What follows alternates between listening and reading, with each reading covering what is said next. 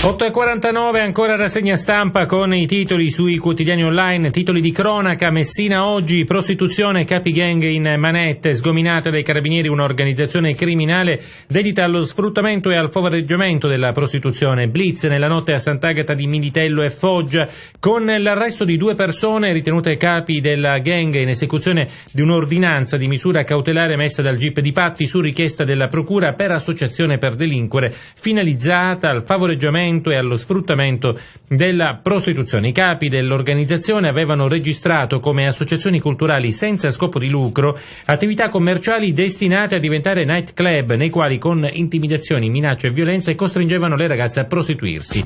Gli indagati, dietro la copertura di una fittizia associazione denominata Lady Aaron, formalmente costituita per l'organizzazione di manifestazioni e incontri, gestivano di fatto a Capo d'Orlando un vero e proprio locale notturno, all'interno del quale appunto venivano consumati rapporti sessuali a pagamento con ragazze reclutate dagli indagati. Le donne, registrate come socie dell'associazione privata, di fatto erano vere e proprie lavoratrici retribuite con importo fisso giornaliero e in base agli accordi raggiunti con quota percentuale sulle prestazioni extra.